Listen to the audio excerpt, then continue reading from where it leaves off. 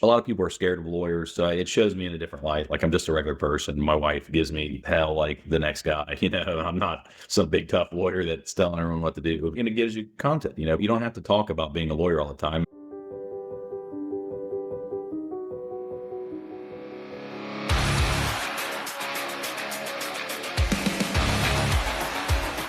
Sharp strategies, sweet success. Hello, everyone, and welcome. You're listening to Sharp Strategy, Sweet Success. I'm your host, Tiffany Swedensky. And today I'm talking to Joshua Hodges of the Hometown Lawyer. And you guys are in Ohio, right? Yeah, Southwest Ohio. Yeah. Should have confirmed that before I started. I thought I knew, though. I got the hat on. Think I first started noticing Josh when he started posting on TikTok. He was one of the first lawyers who made use of that social media platform effectively. And what I like about Josh's approach to a lot of the social channels is it's very personal to him. He's not talking about the law. He doesn't appear to be working from a content plan. And the content is all really authentic, and he just puts himself out there and it fits with his brand. He's the hometown lawyer. And what I've known of Josh, and I'll just gas him up a little bit more before I let him introduce himself, but his firm has grown really fast in his home state of Ohio and has expanded technically beyond his true hometown. And it's just really impressive to watch from a distance. So thank you so much, Josh, for being on the show with us today. And I'll let you talk a little bit about yourself. Thanks for having me. Thanks for the intro. Yeah, man, that's pretty much it. I mean, I didn't become an attorney until I was a little bit older than most people. I was 32 when I got licensed, and then I worked in big law for a couple of years. So I was like 34, 35 when I decided to go all in and try to build a PI firm. And nobody in my family was attorneys. So I didn't really have a lot of connections or a lot of money or any of that stuff that a lot of times you might need. But I think I just knew that I knew kind of my community better. Like I grew up in a working class town and a working class part of the working class town, I guess. And I just knew that I could maybe speak to those people, and you had to figure out how to do that. And I mean, if you'd asked me 10 years ago, would I be doing videos on TikTok, I would have said no. But kind of saw that it was an opportunity and made the best of it. I didn't love doing it at first, but I thought it was important. And then I kind of grew to like it. Once you kind of I think a lot of people think that at the surface level, it's just kind of a lot of unserious people in there. But, I learned pretty quick that wasn't true. And I thought at first you have to be like a serious attorney. Like you see a lot of attorneys doing those serious videos, and they're just boring to make. And they're boring. If they're boring to make, they're boring to watch. And no one wants to get on their phone and be bored. The whole reason most of them are on there are to be entertained to some extent. I don't ever really want to be silly on there, but I just show my personality. I highlight a lot of stuff I see around town that I think people might be interested in, and just try to do good. I think that social media is similar to networking in person. And if you're a good networker in person, you're usually trying to give more than you receive. That should be your attempt. And then you'll get some stuff down the road if you do it the correct way. So I just try to highlight other people on my social media more, people on my team. I talk about ourselves some, but probably less than 10% of my videos are talking about being an attorney. Because there's only so much to say. I mean, you can just keep repeating the same uninsured motorist. Make sure you have this on your policies. This gets old. You got to talk about something else. Yeah. And in my experience, attorneys get kind of scared because it's like, oh, well, we don't want to talk about that because we don't want to attract that kind of case.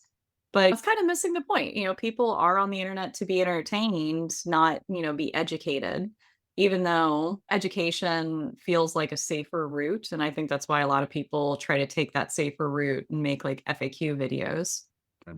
So just for my curiosity, because I'm in the same boat you are. I graduated college late, technically. I was like 27. And well, I'll ask you before I explain myself, but do you feel like that held you back at all? Or did you like experience like any obstacles because you graduated a little bit older? Yeah, I mean, I used to think it held me back a lot. And obviously, biology, I was biologically older than everyone that was pretty much in my class. Definitely when I entered big law, everyone was pretty much straight through school. But I think part of that was probably just in my brain, self-doubt maybe. But I was like 7 years older than most of the people graduating. But I think once we got out and we got licensed, I started catching up faster to people who were my, real age. And I think it's partly because, a lot of people want a lawyer that maybe is, everyone thinks the lawyer that's got gray hair that's been a lawyer 40 years is good. And part of it's he or she's been a lawyer for 40 years, but part of that's it just been alive for 40 more years, I think, really, the more I've thought about it. Part of an older lawyer knows a lot because they've been a lawyer a long time, but a lot of being a lawyer is not just the law, it's just being, you know, wise from life experience. So while I had only been a lawyer 1 or 2 years, I had a kid, I had a house, I'd been married. I'd done a lot of things that people who were 24, 25 had not. So I think I got clients to hire me quicker than some of my people I graduated with. And it makes sense. I was older. I looked older. I sounded older. Yeah, I had more in common with someone who was 50 years old at 35 than maybe a 25-year-old did. So I do think my career took off a little bit quicker than some of the people I graduated law school with. And now I think at this point, I'm 42, about to be 43. I feel like I've caught most people my age, and I don't even really think about it that much anymore. But yeah. And also I think I had a chip on my shoulder. I felt like I was behind, so I was always running faster than I would have otherwise. And I think that probably helps when I try to keep, that little chip on my shoulder that, I need to go a little faster to catch up. Can't be bad to trying a little, always be trying a little harder. Yeah. It's a funny thing about having a chip on your shoulder. It can motivate you and it can mess with your mindset, and put Yeah. you in a bad headspace. So you got to pick a lane there. And, I'll have to say I agree because I did graduate technically older, than my peers. And initially it was like a mental thing for me. Like I didn't want people to know, I didn't want to emphasize that. But like looking back, like I don't think anyone cared but me. Yeah. And, it's just a mindset thing. Like often our own limitations don't hold us back. It's that we think, I guess, that they hold us back. For sure. I mean, some of it's real. I mean, now it's kind of broke as a kid. Some of those things are real, and it was a hurdle, but eventually it can be like a strength if you get to the point of the hill. Like going up the hill, you can doubt yourself, and it is hard if you're broke or your parents, you got a weird family life, whatever. But once you get to believing in yourself, it kind of becomes a strength. Like, it gives me things to talk about. I've been through a lot of stuff, I'm in the hospital right now. My daughter, nothing too serious, but like me and my wife have dealt with a lot of stuff with a child that has serious health problems. Those 7 years, all during my 20s, I didn't get through undergrad till I was 29. So all during those years, I worked in factories. I worked all sorts of jobs. Now it gives me things to talk about. So when I'm trying to sign up a big case or someone's thinking about hiring me and they work in a factory and I can talk about working on a machine and I got a burn on my arm, working in New Miami at the plant that everybody knows, that's something other lawyers can't talk about. So I think it gives me an advantage in a way, so everything, there's two sides of every coin. Did it hold me back and I got started slower? Sure.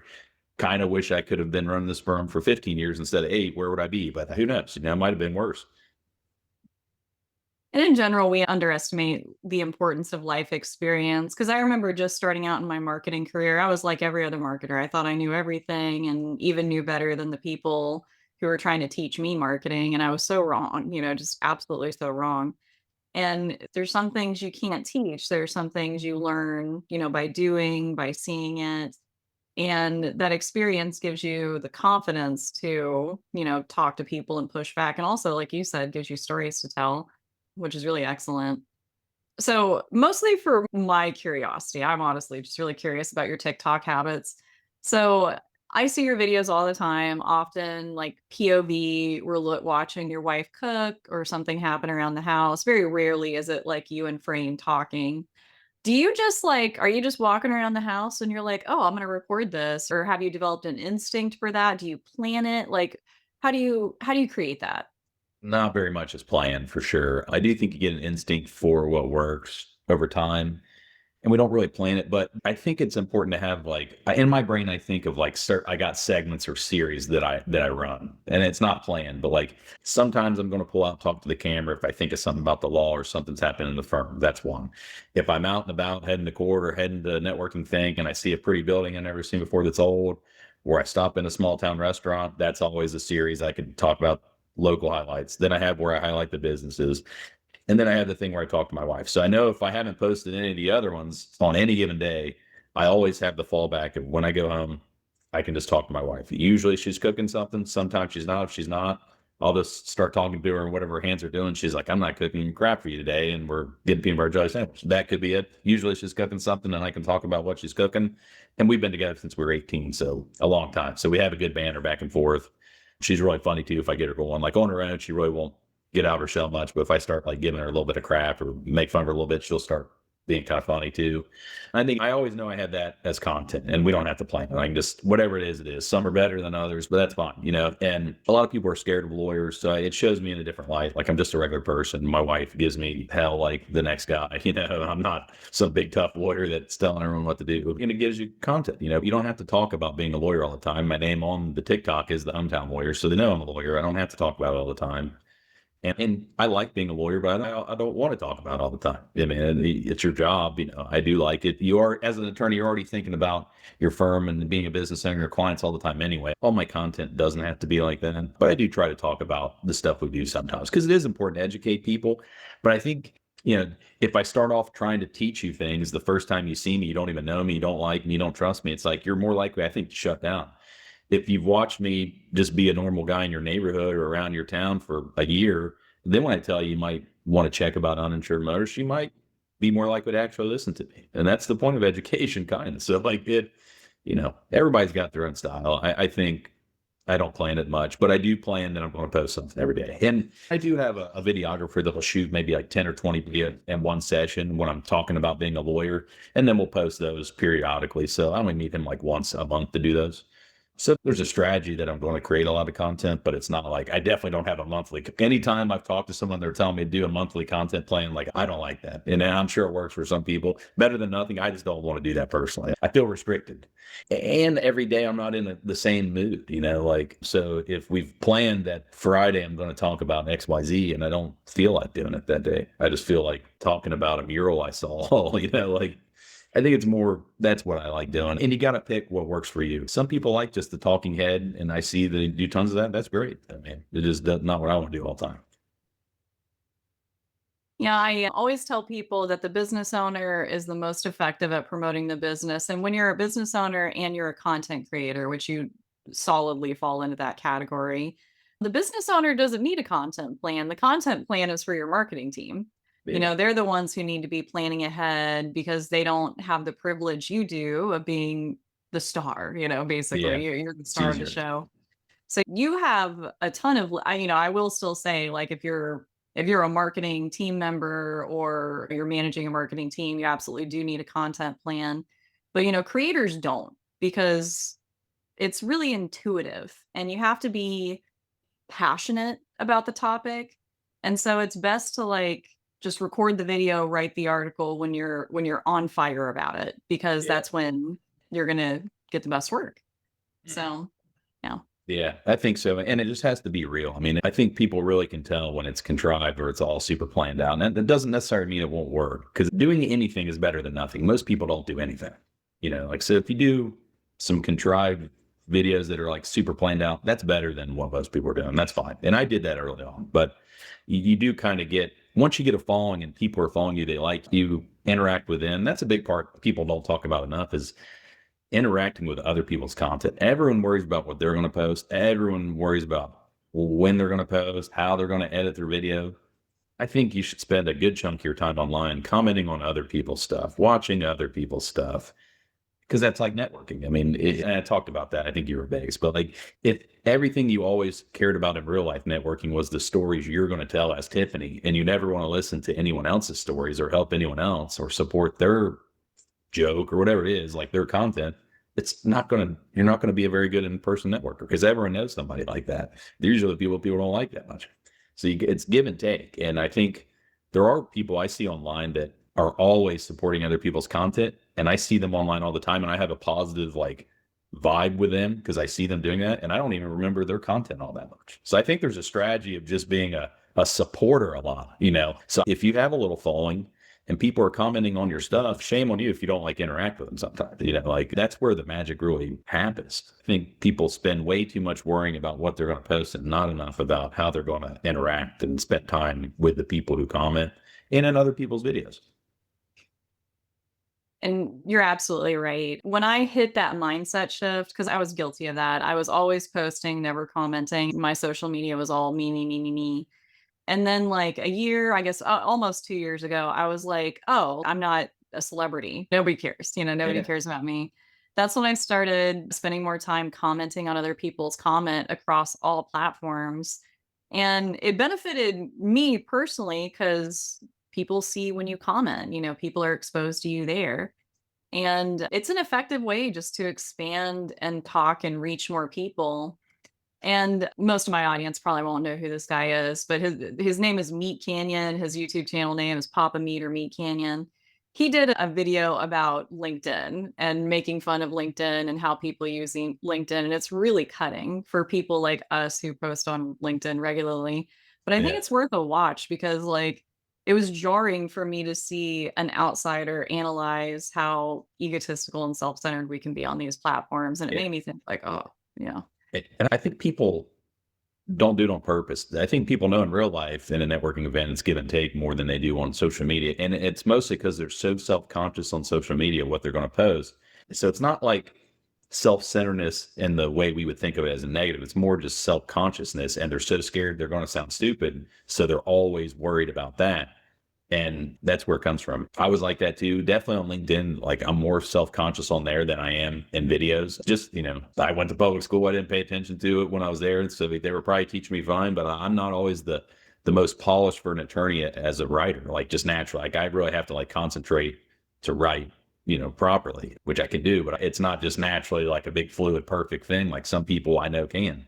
And so I have to really take time or I'll make a stupid mistake or a typo like every time. So I'm not as comfortable on that platform as I am. I always feel like I'm pretty, personable and good at BSing around and talking with people. So I'm not as self-conscious on video.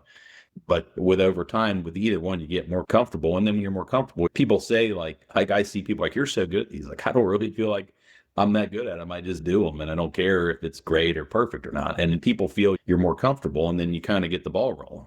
And then you're not as self-conscious and you let your guard down more. And then people, it like expands like what you're able to do once you get a little more confident. I think that the good thing about marketing is that if your marketing is bad, nobody will see it, no matter how much you try to promote it. And I think people have it in their heads like, oh, I don't want to put something out there that's not perfect because everyone will see it's not perfect. But that's not how marketing works. If it's not good, nobody's going to see it. Yeah. And so you're just better off making stuff until figure out what people want to see. Yeah, and I think perfect, for me, I kind of most of my clients are regular everyday people. Like a lot of them didn't go to college, a lot of them didn't go to high school, get all the way through high school. They're not looking through my stuff with like a fine tooth comb. Like they're more like, does this guy seem like someone who's going to talk down to me? Does this guy seem like somebody I can trust? Oh, he just highlighted the little town where my grandma lived. Like that's what they're looking at for me. Like they're not seeing if I said too many times. Anytime I do a video for people, because we go do these business highlights, everyone's always so worried about how many times they say it. And most people don't care. I mean, there might be someone that cares, but they're not going to like you anyway. Most people don't. It's all in our head. I mean, and the funniest thing is we do these videos for other people. We've done like 300 of them. Every one of them, and most of these people are not content creators. They haven't done videos. Every single one of them, almost without fail, always feels like they did awful. And every single one of them turns out fine.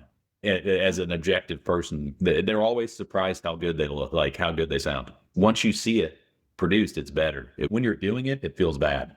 Usually, if I watch it later, it's not as bad as you feel. It's just weird. Yeah. But it's not for everybody. I mean, I don't like writing big, long essays all the time. So I'm not going to write like a marketing channel. I'm not going to write big, long articles for the ABA. I could do it, but I don't want to. So I'm not going to. I'd rather do videos and networking. So you got to pick your lane, I think, sometimes.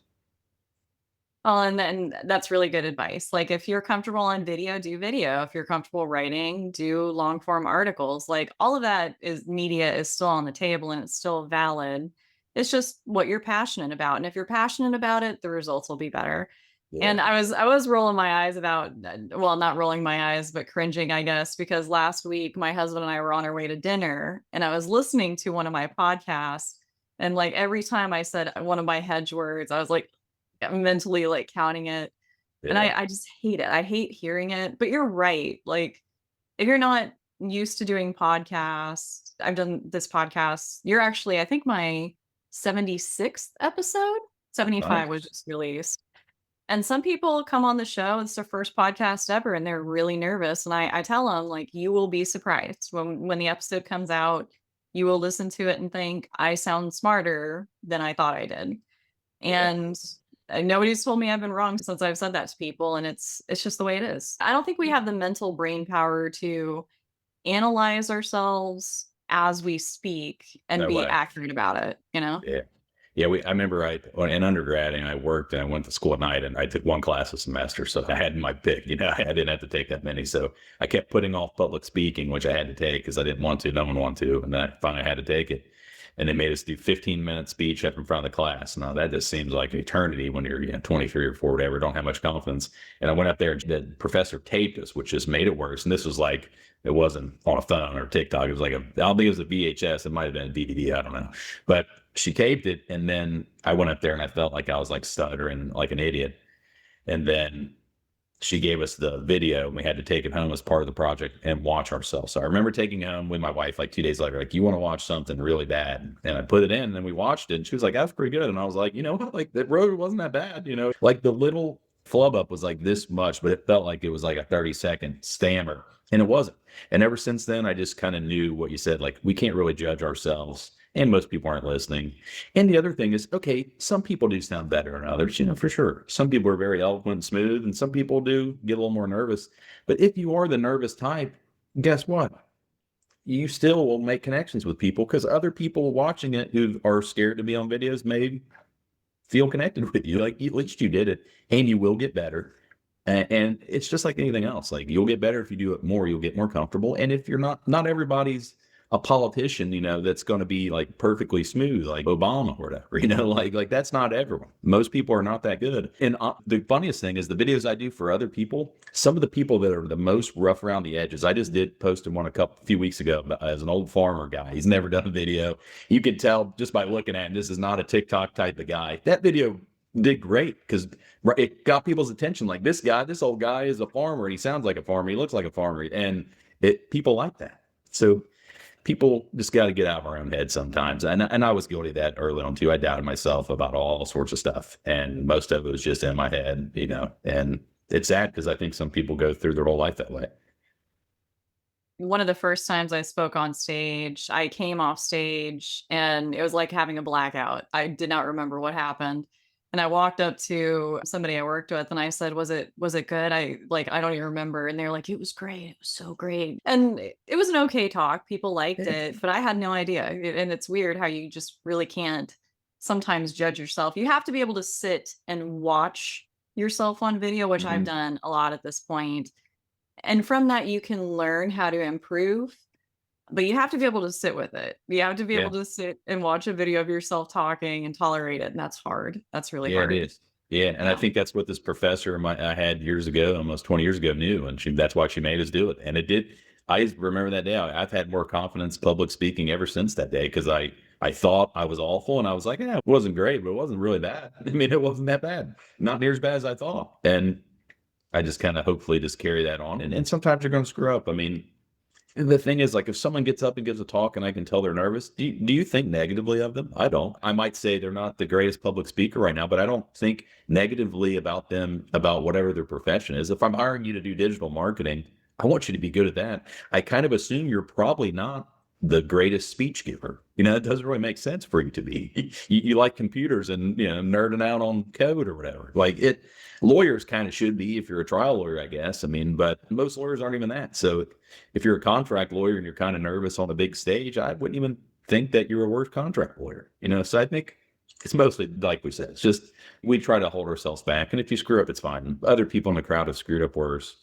And you'll screw up something else again, like as long as you're doing something that's not embarrassing, like, on videos, like keep your credibility, keep your honest, keep your integrity, don't lie, things like that. That's the only thing I would ever hold against someone, not sounding nervous or looking nervous. I just wouldn't.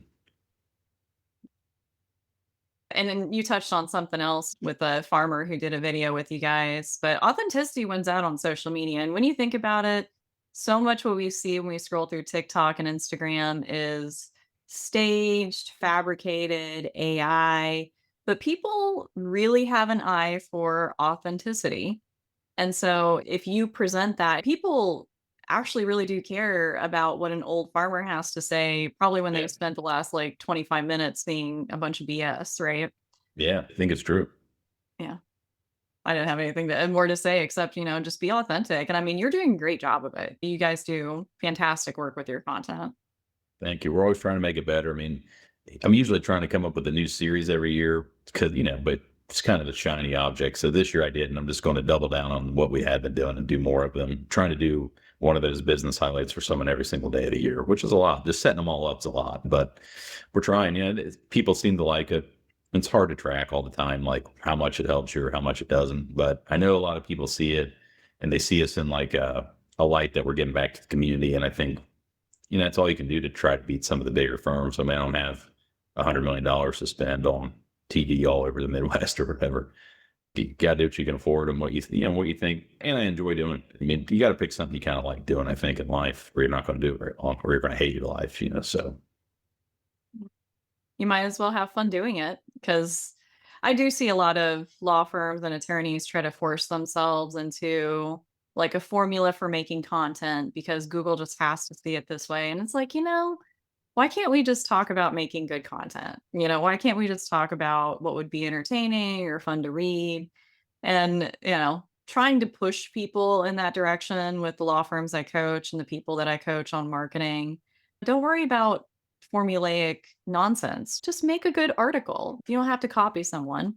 But that's yeah. hard to do when you're not used to making content. Yeah, it is. And it's scary. I wasn't, immune to that. When I started in videos, I was conscious like, oh, what are other attorneys going to think? What are the older judges are going to think, conservative counties I practice in? Are they going to think, like I wasn't on there dancing and acting a fool. I don't do that. But to them, maybe they think you need to be super serious all the time. But I really have, I'm sure there's some people who hate it, but I've had judges and bailiffs and stuff whisper to me, like, we like your content. We went and ate tacos at that place you highlight. So like, I haven't gotten a lot of negative feedback, really. I'm sure there's a few people that don't like it, but not everyone's going to hire you anyway. You got to be yourself, and the people that are going to like you, they're going to be the good clients anyway. The clients that I get off social media are usually the best ones. My intake team don't have to make a sell on them. They already chose us. Like, they want us to help them. They're the better clients. That's the absolute benefit of referral marketing, organic marketing. Because when you build it up the right way, then people connect with you like for real, and they're not gonna make another choice. They know you. They're already locked in. And that's what I love about what you all do and your videos on TikTok and some of the stuff that I see you guys create. Very authentic. And it's a lesson, I feel like, for a lot of the other law firms who are just trying to, game their way through Google or try to figure out how to get more engagement on their LinkedIn content, which, I do too. We're nearing like the end of the recording time, but there was Okay. one question I kept kind of dinging around in my head as I was thinking about what we were recording today. Maybe I've lost it. Wheel, is there something that you wanted to talk about that we didn't cover today? Because we stayed pretty much on social media and content, which Yeah. you guys are great at. I don't want to pigeonhole you. Well, I mean, we do everything else. I mean, I'm not on TV or radio, like mass radio, but we do all the SEO on the local stuff. And that's kind of, probably, as you guys know, that's kind of been in big flux lately. Even the last couple of months, I've seen some changes, not all for the better, but that's why I like social media so much. Cause it's like, if you have a following, even if it's on multiple platforms, you got an email list, that's the only thing you can kind of own is your brand and your personality. And they can always change the stuff online, and you're going to have to be at the whims of Google. And I didn't love that. So I started years ago putting more and more money into just building a brand, but I still do all the Google stuff and LSA. I think that stuff works too, obviously. And I just say anyone out there that is scared to get online, like, you can reach out to me. I'm not going to like charge you, or anything. Like, I've done it with plenty of people. And I've had a few people I've talked to and they're doing a pretty good job. And I think I'll help you and tell you kind of find your voice. I mean, I think part of it's just talking with someone, having them tell you it'll be okay, and maybe supporting you along the way, give me some ideas. There are some strategies that help, but I think people worry way more about like what they're going to hashtag and how they're going to edit their video than they need to. Like, I don't do hardly any, I don't edit anything hardly. My video guy does for the business people. When I'm on the phone, I don't edit anything. I just talk and post it. And if it looks crappy, it looks crappy. I'm a lawyer, not a video editor anyway. Like, what would they expect? I aspire to have a video editor the way you have a video editor because there's just so much that I want to record. And, Daniela does a great job, but I am kind of jealous of that. You mentioned the email list, which reminded me what my question was, so I have to get it out. Do you funnel your social media contacts? I mean, I think you basically said that you work on your list building, but do you actively try to get people off like TikTok, Instagram, LinkedIn onto your mailing list, or is it just Not, happen incidentally? not as much as I should. I mean, I've kind of blew up on TikTok before I wouldn't have expected it. And before I knew, I got like 80 something thousand people on there. So now it's like, well, now I probably should try to get some of these people on the email list. But yeah, I have like almost 90,000 followers on TikTok. I think I got 8,000 or something on my email list, which ain't bad, but not all of them for sure. I mean, it's not nothing. I think I mail a paper newsletter to about 2,000 old clients and contacts. So doing decent, but we could have been better if I started earlier. I only started the paper newsletter within the last year. I mean, I learned from you guys, from Ben and Brian, them. I know they're big on that. And some other people I follow. So at first I didn't have that many clients to reach out to. So I was just always about how do I grow. And then before I realized, I was like, I actually do have a lot of old clients now. I mean, before you know it. So it's never too early to start building that list. But I was mostly on TikTok. I have started doing more on Facebook and Instagram and other platforms just because I got worried, is it going to get banned? Or, I think it's not good to have all your eggs in one basket. Yeah. I think now it seems like it's safe, but I should probably tell them to go on my thing. But it's also kind of against my normal vibe on there is like just talking and not selling it. But at the end, I'm always like and subscribe and go to my email list. Like I just don't feel like me, and it just doesn't. But I probably could put in my bio, maybe. I mean, there's ways to get around it, but I have not done a great job at that, I wouldn't think.